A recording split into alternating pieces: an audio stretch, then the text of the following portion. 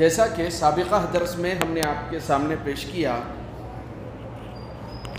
کہ بنی اسرائیل پر اللہ رب العالمین کی بہت سی نعمتیں اللہ تعالیٰ نے ان کو نوازا تھا، بہت سے معجزات اللہ رب العالمین نے ان کو عطا کیے تھے، بلکہ معجزات کی حد یہاں تک پہنچ گئی کہ جو پہاڑ تھا، طور نامی جو پہاڑ تھا، جہاں پر اللہ رب العالمین نے موسیٰ علیہ السلام کو توریت دی تھی، تو انہوں نے خواہش ظاہر کی، کہا کہ اے موسیٰ اپنے رب سے کہہ کے یہ طور نامی پہاڑ کو ذرا اونچا کرو، اٹھاؤ ذرا اس کو آسمان کی طرف اٹھاؤ۔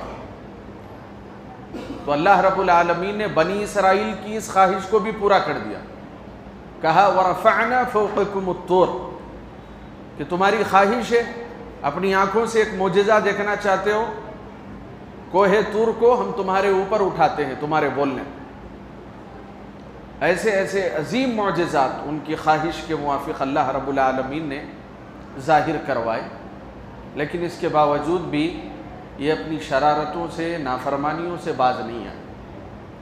لہٰذا اللہ تعالیٰ نے عزت کا، کرامت کا، شرافت کا جو اسٹیج ان کو دیا تھا، اللہ نے اس اسٹیج سے ان کو اتار دیا۔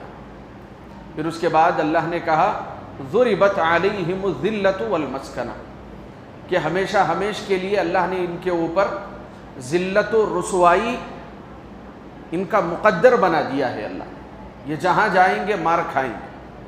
آپ اگر تاریخ پڑھیں گے یہودیوں کی، ہر بادشاہ نے ہر علاقے میں، ہر زمانے میں، ہر خطے میں یہودیوں کو مارا ہے، یہودیوں کو ذلیل کیا ہے، ان کو جلا وطن کیا ہے، یہودیوں کو غلام بنایا ہے، لیکن یہ کبھی سدھرے نہیں، بلکہ تاریخ میں یہاں تک ذکر کیا گیا کہ جن بادشاہوں نے اور جس رعایا نے یہودیوں پر رحم کھا کر کے ان کو پناہ دی، تو انہوں نے انہی کے ساتھ دغا کی۔ ایک واقعہ تاریخ کا یوں بھی ذکر کیا جاتا ہے کہ جس قوم نے، جس عیسائی بادشاہ نے یہودیوں کو پناہ دی تھی، اسی قوم کو مارنے کے لیے اس بستی اور علاقے سے جو پانی بہتا تھا، اس پانی میں انہوں نے زہر ملا دیا۔ تو پھر یہ ان کی شرارت رہی، تو اللہ نے کہا ضربت علیہم الذلۃ والمسکنہ، یہ جہاں جائیں گے ذلیل ہی ہوں گے، رسوائی ان کا مقدر بنا دی گئی۔ یہ اللہ تعالیٰ نے ان کے لیے خاص کر دیا ہے۔ اب یہ عزت اور کرامت کا اسٹیج ہم مسلمانوں کو عطا کیا گیا، امت اسلامیہ کو، امت محمدیہ کو سب سے اونچا مقام اللہ تعالیٰ نے دیا ہے۔ یہی وجہ ہے کہ کل قیامت کے دن جب جنت میں داخلہ ہوگا، ہم تو آئے آخری امت بن کر کے، لیکن جب جنت میں داخل ہوں گے تو سب سے پہلے جو جنت میں داخل ہوگی امت، وہ امت محمدیہ۔ تو یہ شرف و مقام اللہ رب العالمین نے ہم کو نوازا ہے اور یہودیوں کو ذلیل و رسوا کیا۔ ان کی ایک اور شرارت کا ذکر کیا گیا، وَقَالُوا لَن تَمَسَّنَا النَّارُ إِلَّا أَيَّامًا مَعْدُودَةً، جب ان کو جہنم کی وعیدیں سنائی جاتی کہ جہنم میں عذاب ہوگا، اللہ کی نافرمانی کرو گے، تو یہ کہتے کہ یہ آگ ہمیں چھوئے گی نہیں، کیونکہ ہم انبیاء کی اولاد ہیں، ہم نبیوں کے وارث ہیں، ہم کو پہلی بات تو آگ چھوئے گی نہیں جہنم کی، اگر آگ میں ڈال بھی دیے گئے الا ایام معدودہ، چند دن کی بات ہے، پھر آگ سے نکل جائیں گے ہم باہر۔ 7 دن رہیں گے، 40 دن رہیں گے، مہینہ بھر رہیں گے ہم جہنم میں، چونکہ ہم نبیوں کی اولاد ہیں، تو اس کے بعد پھر ہم کو نکال دیا جائے گا۔ تو اس طریقے سے وہ آپس میں گفتگو کرتے تھے یہودی۔ تو اللہ نے کہا قل اتخذتم عند اللہ عہدا، کیا اللہ تعالیٰ کے پاس تم نے کوئی معاہدہ لے لیا ہے کیا؟ اللہ کے ساتھ تمہارا کوئی ایگریمنٹ ہو گیا ہے کہ جہنم میں اتنے دن رہنا ہے تم کو، اس کے بعد پھر تم نکال دیے جاؤ؟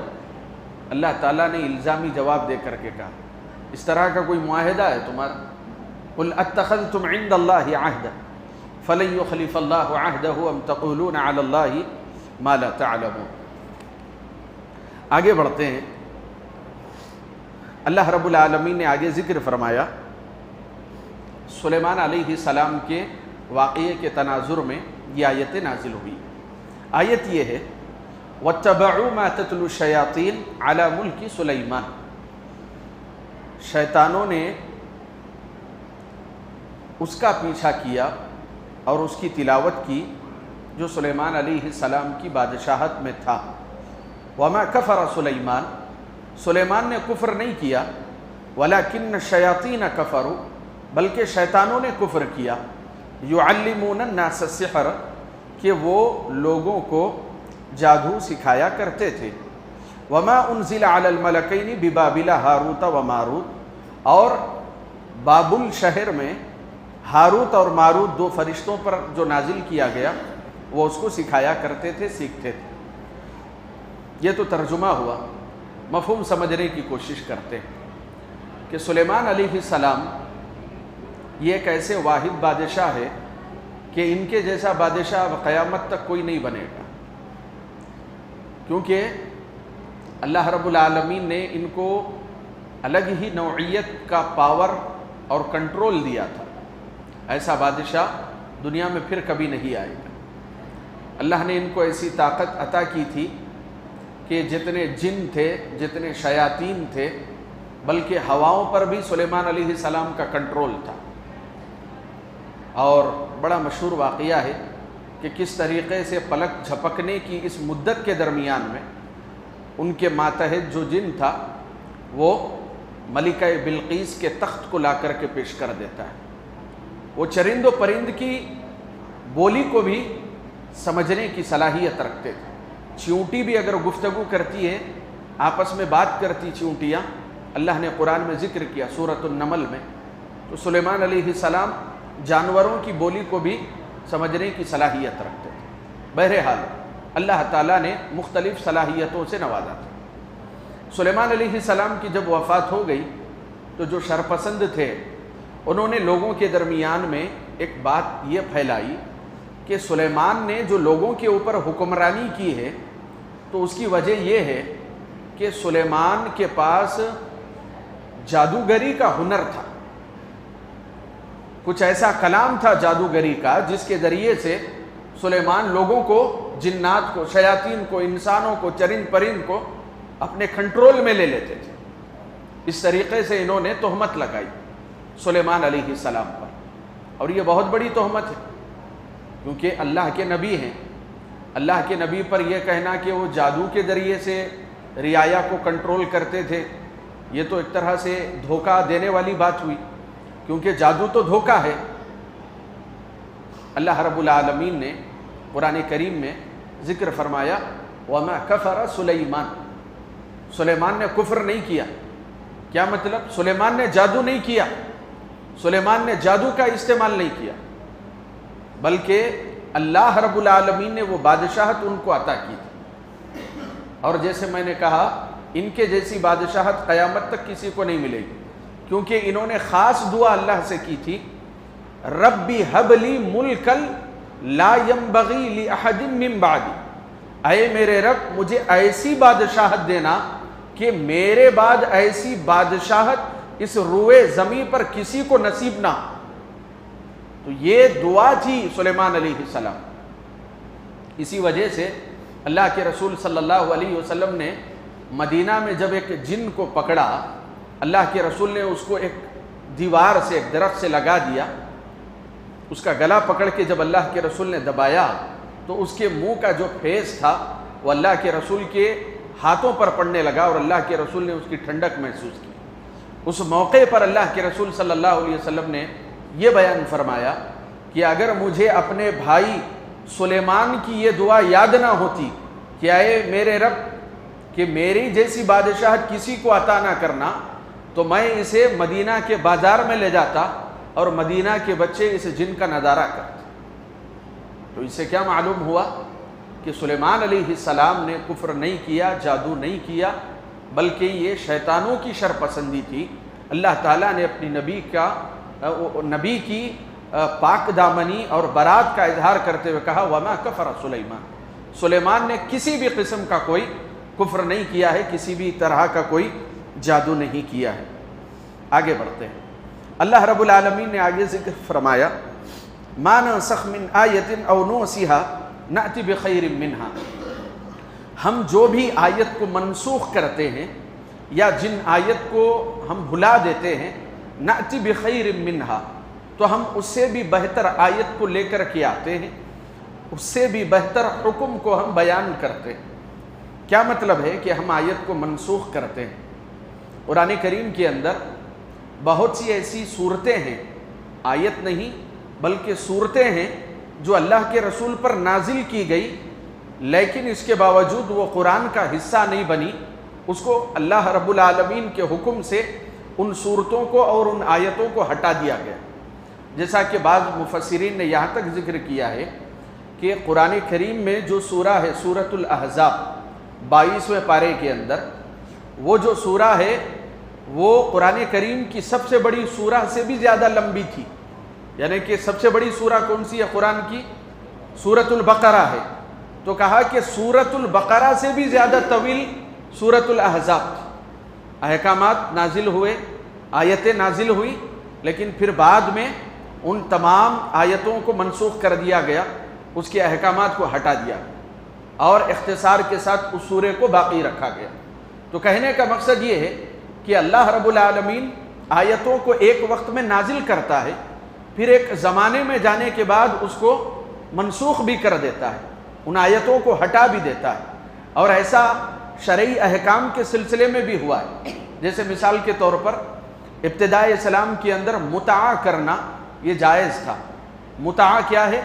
یعنی کہ اجرت دے کر کے مہینہ 2 مہینے 6 مہینے کے لیے جو بھی فوجی ہوتے تھے، سپاہی ہوتے تھے، وہ کسی دوسری بستی میں جاتے تو وہاں کی خواتین سے چند مہینوں کے لیے اجرت پر نکاح کر لیتے تھے، پھر جیسے ان کا وہ وقت ختم ہو گیا وہ نکاح ختم ہو جاتا تھا۔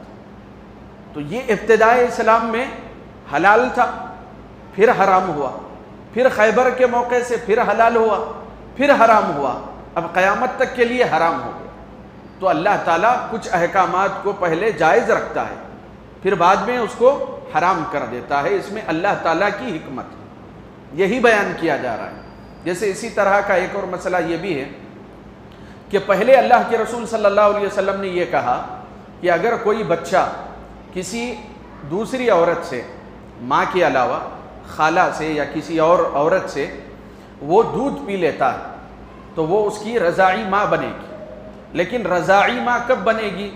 کیا 1 مرتبہ 2 مرتبہ دودھ پی لے گا تو بن جائے گی؟ اللہ کے رسول صلی اللہ علیہ وسلم نے بیان فرمایا 10 مرتبہ ایک ہی عورت کا کوئی بچہ دودھ پیتا ہے تب جا کر کے وہ عورت اس کی رضاعی ماں بن جائے گی۔ 10 مرتبہ اللہ کے رسول صلی اللہ علیہ وسلم نے پہلے کہا، پھر اللہ کے رسول صلی اللہ علیہ وسلم نے کہا 5، اللہ کے رسول نے کہا کہ 5 مرتبہ اگر کوئی بچہ شکم سیر ہو کر کے کسی خاتون کا بچپن کے زمانے میں دودھ پی لے تو وہ عورت اس کی رضاعی ماں بن جائے گی، اور اس عورت سے جو بیٹے بیٹیاں ہوں گے اس عورت کے، وہ اس کے رضاعی بھائی بہن بن جائیں گے اور آپس میں نکاح نہیں ہو سکتا۔ تو یہ دیکھیں آپ، پہلے 10 کہا اللہ کے رسول نے، پھر اس کو منسوخ کر کے 5 کر دیا۔ تو یہ احکامات ہیں جو بدلتے رہتے ہیں، اور اس میں اللہ رب العالمین ہی کی حکمت ہے۔ آگے ذکر کیا گیا وقالت الیہود لیست النصارى علی شیء وقالت النصارى لیست الیہود علی شیء، یہودی عیسائیوں کو ٹارگٹ کر رہے ہیں، اور جو نصارہ ہے، جو عیسائی ہیں، وہ یہودیوں کو ٹارگٹ کر رہے ہیں۔ کیسے؟ یہودی یہ کہتے ہیں نصارہ کا کوئی دین نہیں، وہ یہ کہتے ہیں ان کے پاس کہاں دین ہے، کیونکہ وہ عیسیٰ علیہ السلام کو نبی ہی نہیں مانتے، ان کے پاس کوئی دین ایمان نہیں۔ اور نصارہ یہودیوں کو لعن طعن کرتے کہ ان کے پاس بڑی بدعقیدگیاں ہیں اور ان کے پاس عقیدے میں بگاڑ پایا جاتا ہے، انہوں نے عزیر علیہ السلام کو رب کا بیٹا کہا ہے، فلاں فلاں۔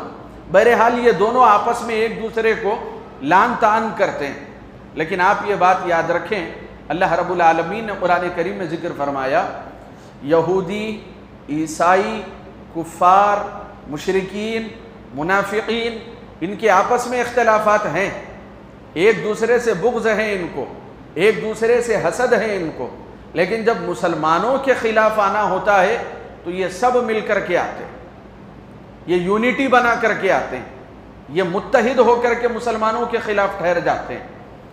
غزوہ احزاب اس کی بہت بڑی مثال، یہودی بھی آ گئے تھے، کفار آ گئے تھے، مشرکین آ گئے تھے، جتنے لوگ تھے سب مل کر کے مسلمانوں کے خلاف ٹھہر گئے تھے۔ خندق کی اگر آپ داستان پڑھیں گے تو آپ کو یہ بات معلوم ہو جائے گی۔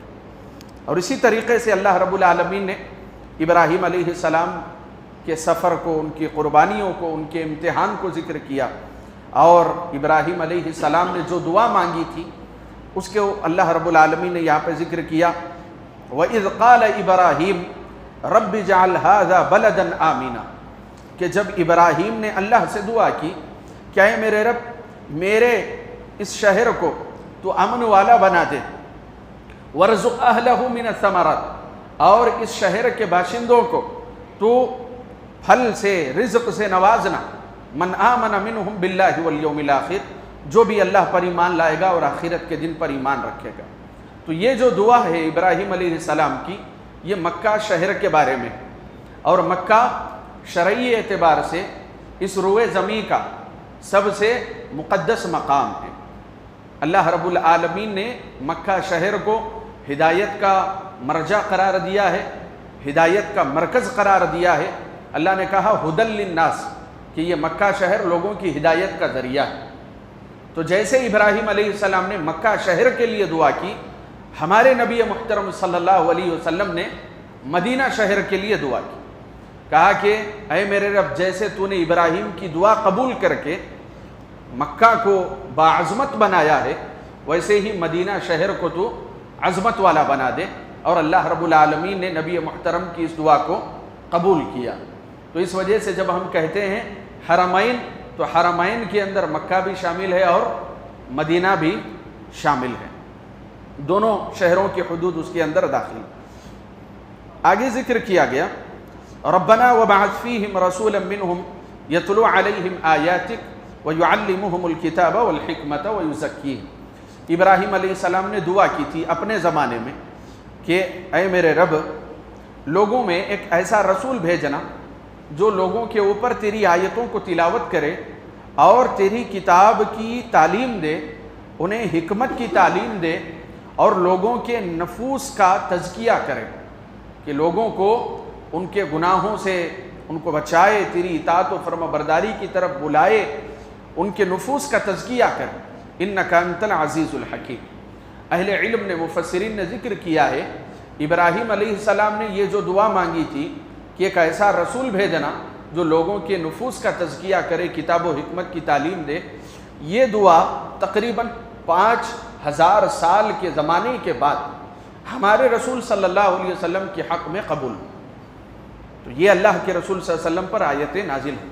ابراہیم علیہ السلام نے جو دعا مانگی تھی، تو ابراہیم علیہ السلام کی جو نسل ہے، جیسا کہ اللہ رب العالمین نے قرآن کریم میں ذکر فرمایا، ابراہیم علیہ السلام نے خود کہا الحمدللہ الذی وہب لی علی الکبر اسماعیل و اسحاق۔ ابراہیم علیہ السلام کے دو بیٹے تھے، ایک اسماعیل اور دوسرے اسحاق علیہ السلام۔ کہا کہ بڑھاپے کی حالت میں اے اللہ تو نے دو اولادوں سے، دو لڑکوں سے تو نے مجھے نوازا ہے۔ اب یہیں سے جو بھی نبی آئے تو ان کا مرکز یہی ہے، یا تو اسماعیل ہیں یا تو اسحاق علیہ السلام۔ تو اسحاق علیہ السلام کی اولاد میں کون ہے؟ اسرائیل علیہ السلام۔ اسرائیل کس کا نام ہے؟ یعقوب علیہ السلام کا نام۔ یعقوب علیہ السلام کا نام کیا ہے؟ اسرائیل۔ لہذا بعض لوگ کہتے ہیں اسرائیلی ایسے ہیں ویسے ہیں۔ اہل علم نے کہا کہ یہ نبی کا نام ہے، ایسے نہیں کہنا چاہیے، آپ کو کہنا ہے آپ بنی اسرائیل کہیے، یعنی کہ اولاد اسرائیل، اسرائیل علیہ السلام کی اولاد کی غلطیاں ڈائریکٹ اسرائیل کہہ کر کے جو ہے ٹارگٹ نہ کریں۔ ٹھیک ہے، تو یعقوب علیہ السلام کا نام کیا ہے؟ اسرائیل۔ پھر یعقوب علیہ السلام کی اولاد میں کون ہے؟ یوسف علیہ السلام۔ تو یہ ایک انبیاء کا سلسلہ ہے۔ تو یہ دعا قبول ہوئی۔ پھر یہیں سے ابراہیم علیہ السلام کو کیا کہا گیا؟ جو لقب دیا گیا ابو الانبیاء۔ جتنے بھی انبیاء آئے، اب یہ یوسف علیہ السلام کے بعد جو ہے داؤد علیہ السلام ہے، سلیمان علیہ السلام ہے، موسیٰ علیہ السلام ہے۔ موسیٰ علیہ السلام کے بعد بھی کئی نبی آئے، شموئیل علیہ السلام ہے، اور اسی طریقے سے عیسیٰ علیہ السلام ہے۔ یہ سب کے سب، ان سب کا جو نسب جا کر کے ملتا ہے وہ ابراہیم علیہ السلام سے ملتا ہے۔ ہمارے نبی صلی اللہ علیہ وسلم کا نسب نامہ یہ اسماعیل علیہ السلام کے ذریعے سے ملتا ہے۔ اللہ تعالیٰ نے یہاں پر بڑا دلچسپ واقعہ ذکر کیا، کہا کہ جب موت کا وقت قریب آیا، یعقوب علیہ السلام کی موت کا وقت قریب آیا، اذ قال لبنی، تو انہوں نے اپنی اولاد سے، جو بھی ان کے 11-12 بیٹے تھے، تو ان سے پوچھا ما تعبدون من بعدی، کیا میرے بچوں میرے مرنے کے بعد تم کس کی عبادت کرو گے؟ قالوا نعبد الہک و الہ آبائک ابراہیم و اسماعیل و اسحاق الہ واحدا ونحن لہ مسلمون۔ تو بچوں نے جواب دیا کہ ہم تمہارے الہہ کی عبادت کریں، ہم اس الہہ کی عبادت کریں گے جو ابراہیم کا الہہ تھا، الہہ سے مراد اللہ، جو اسماعیل کا الہہ تھا، اسحاق کا الہہ تھا، ہم اسی کی عبادت و بندگی کریں گے۔ تو یہ ایک بہت بڑا درس ہے، کیونکہ ابراہیم علیہ السلام کی دعا کا بھی یہ اثر ہے، کیونکہ انہوں نے، ابراہیم علیہ السلام نے دعا مانگی تھی وَجُنُبْنِي وَبَنِيَّ أَن نَعْبُدَ الْأَصْنَامَ۔ ہم اپنی اولاد کے لیے کیا دعا مانگتے ہیں کہ دنیا کی چیزیں مل جائے، دنیا کی کامیابیاں مل جائے، لیکن ابراہیم علیہ السلام کی دعا کیا تھی؟ اے میرے رب، مجھے بھی بت پرستی سے دور رکھنا، میرے بچوں کو بھی بت پرستی سے دور رکھنا۔ سبحان اللہ۔ تو یہ دعا کا اثر تھا کہ یعقوب علیہ السلام بھی اپنی اولاد کو مرتے وقت کیا نصیحت کر کے جا رہے ہیں کہ میرے مرنے کے بعد کہیں مرتد نہ ہو جانا، میری وفات کے بعد کہیں اسلام کو نہ چھوڑ دینا، توحید کو نہ چھوڑنا۔ مرتے دم تک بھی جو نصیحت رہی انبیاء کی اپنی اولاد کے لیے، وہ مال و دولت کی وصیت نہیں تھی، بلکہ توحید پر قائم رہنے، دین پر جمے رہنے کی وصیت تھی۔ اس کو اللہ تعالیٰ نے یہاں پہ ذکر کیا۔ دوسرے پارے کا آغاز ہوتا ہے، اللہ تعالیٰ نے کہا سَيَقُولُ السُّفَهَاءُ مِنَ النَّاسِ مَا وَلَّاهُمْ عَنْ قِبْلَتِهِمُ الَّتِي كَانُوا عَلَيْهَا۔ بعض بے وقوف یہ کہیں گے کہ یہ قبلہ کیوں بدل دیا گیا ہے؟ اس آیت کریمہ کا پس منظر سمجھے۔ اللہ کے رسول صلی اللہ علیہ وسلم جب مکہ چھوڑ کر کے مدینہ آئے، 18 مہینے تک مدینہ میں رہ کر بھی اللہ کے رسول صلی اللہ علیہ وسلم بیت المقدس، مسجد اقصیٰ کی طرف رخ کر کے نماز ادا کیا کرتے 18 مہینے۔ لیکن اللہ کے رسول صلی اللہ علیہ وسلم کی یہ خواہش تھی کہ جو قبلہ بن جائے مسلمانوں کا، وہ خانہ کعبہ بن جائے، کیونکہ بیت المقدس سے پہلے بھی کس کی تعمیر ہوئی؟ خانہ کعبہ کی پہلے تعمیر ہوئی۔ چنانچہ ایک صحابی نے اللہ کے رسول سے پوچھا بھی، اللہ کے رسول کتنا فاصلہ ہے خانہ کعبہ اور بیت المقدس یعنی مسجد اقصیٰ کی تعمیر میں، کتنا وقت ہے؟ تو اللہ کے رسول نے فرمایا پہلے خانہ کعبہ تعمیر ہوا، اس کے 40 سال بعد، صحیح حدیث ہے، مسجد اقصیٰ کی تعمیر ہوئی۔ تو سب سے پہلے کیا ہے؟ خانہ کعبہ ہے، اللہ کا گھر اس روئے زمین پر۔ تو پیارے رسول کی خواہش تھی کہ خانہ کعبہ مسلمانوں کا قبلہ، یہ اللہ تعالیٰ کی طرف سے حکم صادر کیا جائے۔ اللہ کے رسول نماز کی حالت میں اپنی نظریں اٹھا رہے، اللہ نے اس کو بھی ذکر کیا، قد نرى تقلب وجهك في السماء، اے نبی ہم دیکھ رہے ہیں آسمان میں آپ کی نظر بار بار اٹھ رہی، گویا کہ آپ اللہ تعالیٰ سے یہ فریاد کر رہے ہیں، اللہ سے مانگ رہے ہیں کہ اے میرے رب قبلہ تحویل کر دیا جائے، قبلہ بدل دیا جائے۔ کیونکہ یہاں پہ ایک بڑا مسئلہ یہ بھی تھا کہ یہودی جو ہے تانا دیا کرتے، کیا تانا تھا ان کا؟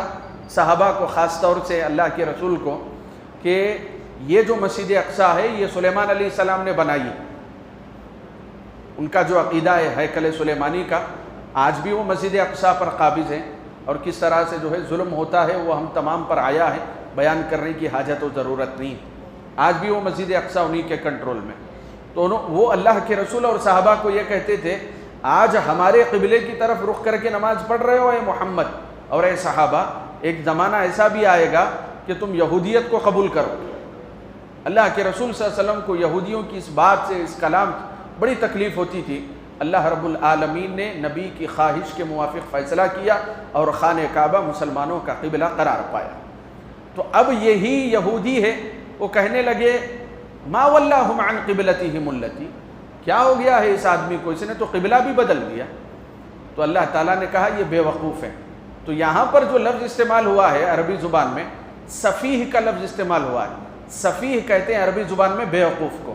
تو اہل علم نے کہا جو بھی اللہ کے فیصلے سے راضی نہیں ہوتا ہے وہ بے وقوفی ہوتا ہے۔ قبلہ کس کے حکم سے بدلا گیا؟ اللہ کے حکم سے بدلا گیا۔ تو جو بھی اللہ کے فیصلوں کو نہیں مانے گا، چاہے وہ اپنے آپ کو دانشور سمجھے، لیکن وہ کیا ہے؟ بے وقوف ہے۔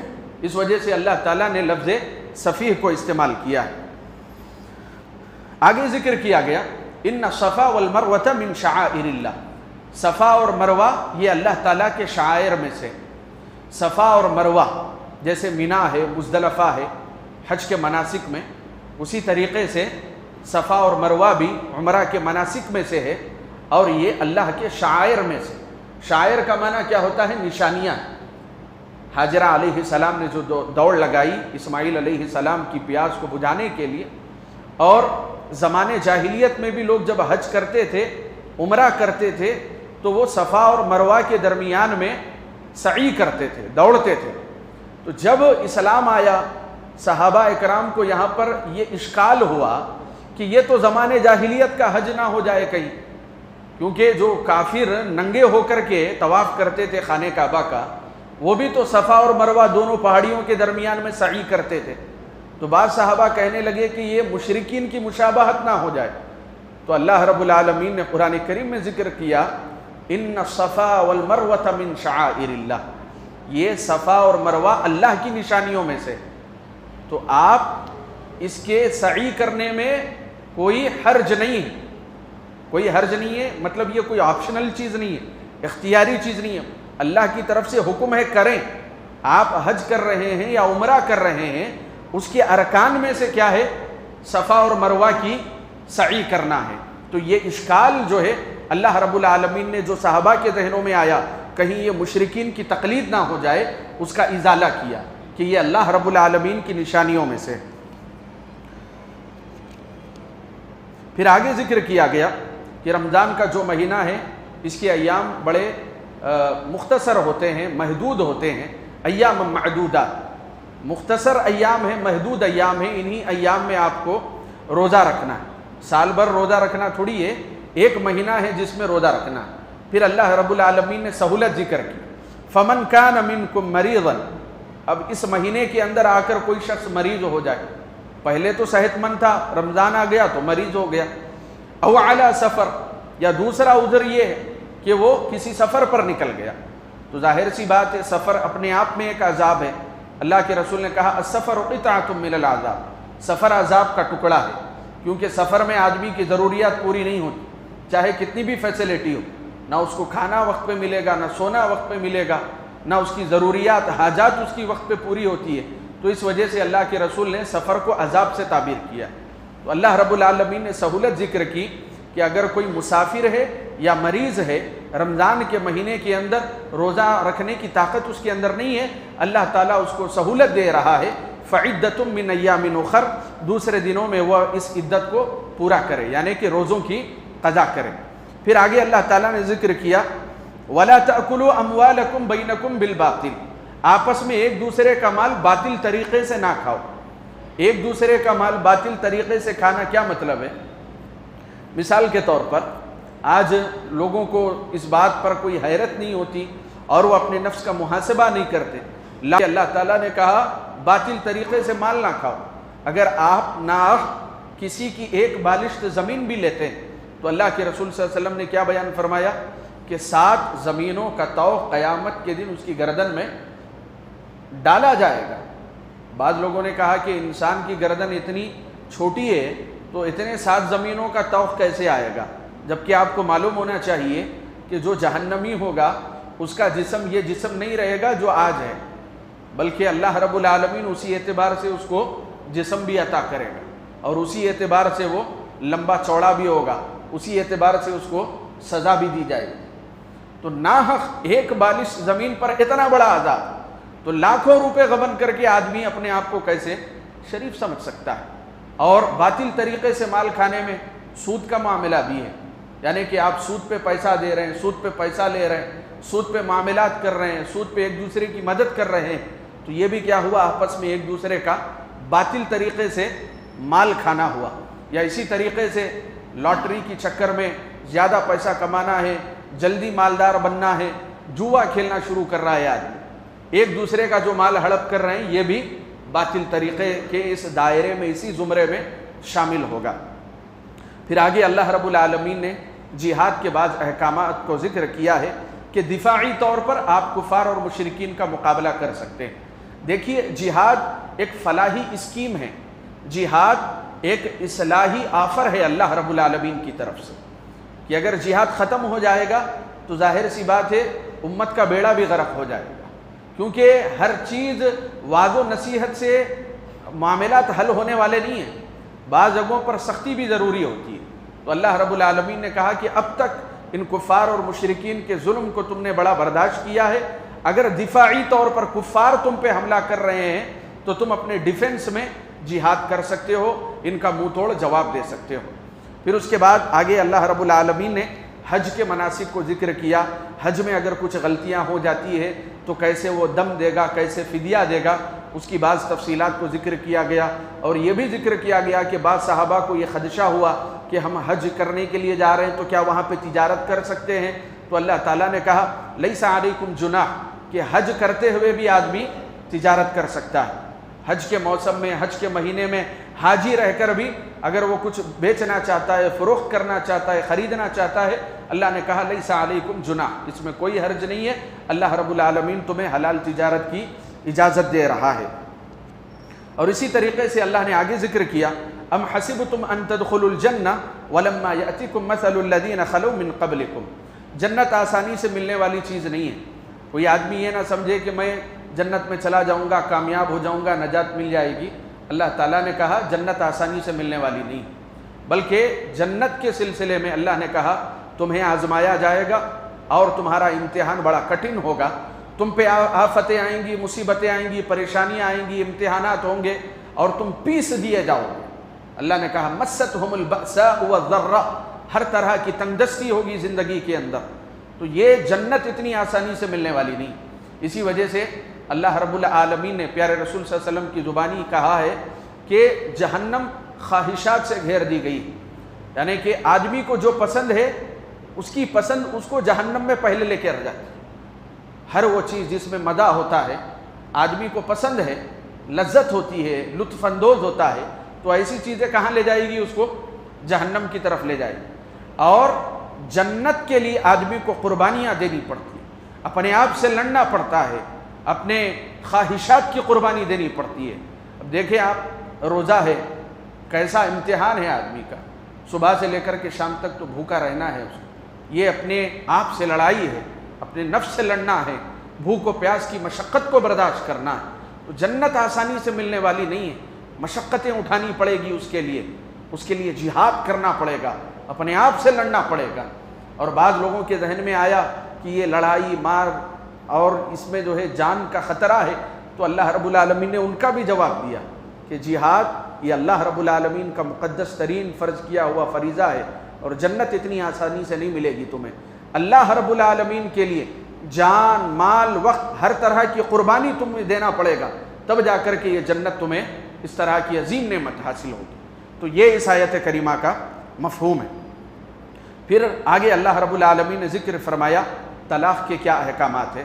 اختصار کے ساتھ یہ بات جان لیجئے کہ طلاق تین طلاق اگر کوئی ایک وقت میں دے دیتا ہے تو ایسا شخص اس کو تین شمار نہیں کرے گا، بلکہ شریعت کے اعتبار سے ایک وقت میں تین دی ہوئی طلاقیں وہ ایک ہی مانی جائیں۔ اس کا ایک پروسیس ہے، اس کا ایک وقت ہے، اسی اعتبار سے جا کر کے وہ طلاق واقع ہوتی ہے۔ جیسے ایک آدمی نے طلاق دی اپنی بیوی کو، تو ایک مہینے کی مدت کے بعد، یعنی کہ ایک حیض آئے گا، پھر جب وہ حالت طہارت میں ہوگی، رجوع کرنا چاہے تو رجوع کر سکتا ہے، دوسری طلاق دے گا۔ پھر جب اس کو نہیں سمجھ میں آ رہا ہے، نباہنا نہیں ہے، اس کو نان و نفقہ دیتا رہے گا، پھر بھی نہیں سمجھ میں آ رہا ہے، کیونکہ آدمی غصے میں، طیش میں، جذبات میں بھڑک کر کے، کسی کی باتوں میں آ کر کے، بے قابو ہو کر کے اس طرح کا فیصلہ لے سکتا ہے۔ تو شریعت نے کہا کہ جلد بازی نہیں کی جائے گی، ٹائم دیا جائے گا اس کو، تاکہ وہ اپنے فیصلے پر نظر ثانی کرے۔ تو دوسرا مہینہ آنے کے بعد وہ حیض سے جب فارغ ہوگی، حالت طہارت میں آئے گی، پھر جب وہ دوسری طلاق دے گا، پھر بھی نان و نفقہ اس کو موقع ہے کہ وہ رجوع کر سکتا ہے، لیکن اب وہ رجوع نہیں کرنا چاہتا تو تیسری طلاق دے گا۔ تو اللہ نے کہا الطلاق مرتان، کہ طلاق جو ہے وہ 2 مرتبہ ہے، یعنی کہ 2 مرتبہ دینے کے بعد چانس ہے اس کو کہ وہ رجوع کر سکتا ہے، لیکن جب تیسری مرتبہ دے دے گا، تیسرے مہینے میں یا تیسرے طہر میں، تیسرے حیض کے جانے کے بعد جب وہ دے دے گا حالت طہارت میں، تو اب اس کے بعد کوئی گنجائش نہیں ہے، یہ شوہر اور بیوی ایک دوسرے کے لیے حرام ہو جائیں گے۔ یہ اللہ رب العالمین نے ذکر کیا۔ اب بعض لوگ اس مسئلے کو نہ سمجھتے ہوئے لوگوں کی زندگیاں برباد کر رہے ہیں، کہ وہ آدمی جو خود اس مسئلے کا علم نہیں رکھتا ہے اس طرح کے فتوے دے رہے ہیں کہ کوئی 3 طلاق دے دے تو 3 واقع ہو جائے گی۔ ایک چھوٹی سی مثال میں آپ کو دے کر کے سمجھاتا ہوں، جو ہمارے شیخ جامعہ سلفیہ بنارس کے شیخ رئیس احمد ندوی نے ایک کتاب لکھی تنویر الآفاق فی مسئلۃ الطلاق، اس میں انہوں نے ایک چھوٹی سی مثال دے کر کے کہا، کیونکہ یہ کہنے لگے کہ طلاق بندوق کی گولی کی طرح ہے، 1 دے تو 1 لگ جائے گی، 2 دے تو 2 لگ جائیں گی، 3 دے تو 3 بھی لگ جائے گی، اور عورت کو چوراہے پر چھوڑ دیا جائے۔ تو یہ اس طرح کے فتوے بھی دینے لگے۔ تو رئیس الاحرار صاحب نے بڑی عمدہ مثال دے کر کے کہا کہ شریعت کا معاملہ شریعت سے سمجھتے ہیں۔ کہا کہ آج آپ نے عشاء کی نماز پڑھی، آج آپ کی عشاء کی نماز ہو گئی، یہ فریضہ آپ نے ادا کیا، اب آپ یہ کہہ رہے ہیں آج کی عشاء ہو گئی، کل کی بھی عشاء آج ہی پڑھتا ہوں، پرسوں کی عشاء بھی ابھی پڑھ لیتا ہوں۔ آپ نے پڑھ لی، تو شیخ کہتے ہیں آئندہ جو ابھی وقت آیا نہیں ہے اس کی عشاء ہو گئی، کیسے ہوگی؟ وقت نہیں آیا تو ہوگی نہیں۔ تو کہا کہ یہی معاملہ طلاق کا بھی، وقت نہیں آئے گا تو طلاق بھی نہیں ہوگی۔ اسی طریقے سے اللہ رب العالمین نے ذکر فرمایا طلاق ہو جائے، اس کے بعد اولاد کا مرحلہ جو ہے، اولاد کا مسئلہ، یہ بڑا کٹھن مسئلہ ہو جاتا ہے کہ کیا کیا جائے۔ بچہ اگر چھوٹا ہے تو کہا یرضعن اولادہن حولین کاملین، چاہے بچہ بچی جو بھی ہو، چھوٹے ہیں، کم عمر ہے، نوخیز ہے، تو 2 سال تک ماں کی ذمہ داری ہے کہ وہ اس بچے کو دودھ پلائے گی، اور شوہر کی ذمہ داری کیا ہے کہ وہ اس بچے کا نان و نفقہ ادا کرے گا۔ اللہ نے کہا لا تضار والدۃ بولدیہا، بچے کی وجہ سے نہ ماں کو تکلیف پہنچائی جائے گی، نہ بچے کو بنیاد بنا کر کے باپ کو تکلیف پہنچائے گی، کوئی کسی کو تکلیف نہ۔ باپ کو تکلیف کیسے ہوگی؟ ماں نے کہا کہ بچے کو دودھ نہیں پلاؤں گی میں، تکلیف کس کو ہوگی؟ باپ کو تکلیف ہوگی کہ ماں دودھ پلانے سے انکار کر، لیکن ماں دودھ تو پلا رہی ہے، لیکن باپ یہ کہہ رہا ہے کہ میں خرچہ نہیں دوں گا، تو ماں کو تکلیف ہو رہی ہے۔ تو اللہ نے کہا کہ ایک دوسرے پہ ظلم نہ کرو، لا تضار والدۃ بولدیہا۔ پھر اس کے بعد ایک واقعہ ذکر کیا گیا ہے طالوت اور جالوت کا۔ واقعہ اختصار کے ساتھ کچھ اس طرح سے ہے کہ بنی اسرائیل جو موسیٰ علیہ السلام کی دعوت پر لبیک کہہ کے اسلام لا چکے تھے، وہ 12 قبیلوں میں بٹ گئے تھے۔ ان کے قبائل بہت بڑے بڑے تھے، اور ان قبیلوں میں اتنی کشادگی تھی، اتنی رعایا تھی، اتنے لوگ تھے کہ ان میں بھی بادشاہ ہونے لگے، اتنے بڑے بڑے قبائل ان کے سرزمین پر پھیل گئے تھے۔ لیکن ہوا یہ کہ یہ تو ابتدا ہی سے نافرمان رہے، تو اللہ رب العالمین نے دشمن قوم کو ان کے اوپر مسلط کر دیا۔ اب دشمن قوم نے بنی اسرائیل کو ان کے گھروں سے بھگا دیا، ان کو وہاں سے ہٹا دیا، ان کی سلطنت، ان کی حکومت سب کچھ چھین لی۔ اب یہ روتے ہوئے ایک نبی کے پاس آئے، جس نبی کا نام تھا شموئیل۔ اہل علم نے کہا شموئیل علیہ السلام سے آ کر کے انہوں نے کہا کہ اللہ سے دعا کرو کہ اللہ رب العالمین ہمارے لیے کوئی بادشاہ بھیجے جو ہماری کھوئی ہوئی اس شان و شوکت کو دوبارہ ہمارے لیے وہ حاصل کروا۔ چنانچہ انہوں نے کہا کہ لگ نہیں رہا ہے کہ تم اس بادشاہ کا ساتھ دو، کیونکہ انبیاء تجربہ رکھتے تھے، لوگوں کے مزاج سے واقف تھے ان کے۔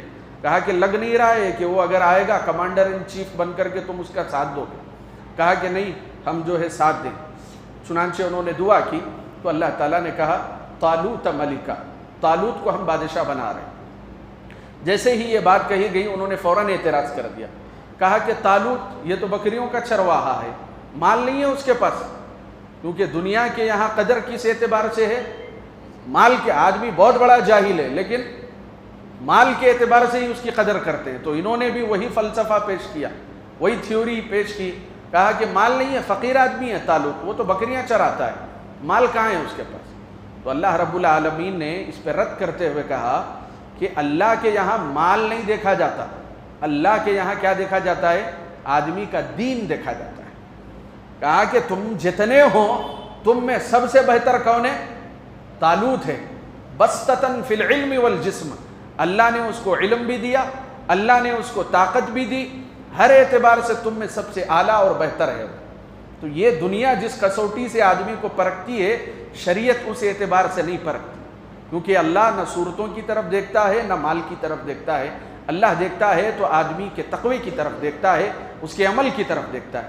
چنانچہ طالوت کا جب انہوں نے ساتھ دیا تو جالوت جو مقابلے میں تھا، جو ظالم تھا، جابر بادشاہ تھا، اس کے ساتھ مقابلہ ہوا۔ طالوت چونکہ جرنیل تھے، ان کی کمانڈری میں انہوں نے جہاد کیا اور طالوت اور بنی اسرائیل کو فتح نصیب ہوئی۔ چنانچہ اللہ رب العالمین نے بطور نشانی تابوت سکینہ کو نازل کیا۔ یہ تابوت سکینہ کیا ہے؟ ایک صندوق ہے، جس صندوق کے اندر موسیٰ علیہ السلام کا عصا اور ہارون علیہ السلام کے جو معجزے انہوں نے بنی اسرائیل کو دکھائے تھے، وہ اس صندوق کے اندر اللہ رب العالمین نے، چونکہ جو مخالف جو قوم تھی، جب انہوں نے بنی اسرائیل کو تباہ کیا تو وہ صندوق بھی انہوں نے رکھ لیا۔ چنانچہ اللہ رب العالمین نے طالوت کے مکان پر اس صندوق کو، تابوت سکینہ کو نازل کیا، جس میں موسیٰ اور ہارون علیہ السلام کے تبرکات موجود تھے۔ اور تبرک کے سلسلے میں آپ یہ بات یاد رکھیں، صرف اللہ کے رسول صلی اللہ علیہ وسلم کی ذات ہی ہے جسے تبرک لیا جا سکتا تھا۔ اللہ کے رسول کے بعد اب قیامت تک کوئی بھی ایسا شخص نہیں ہے کہ جس کا ہاتھ اور انگوٹھا پیر پکڑ کر کے آپ تبرک حاصل کریں۔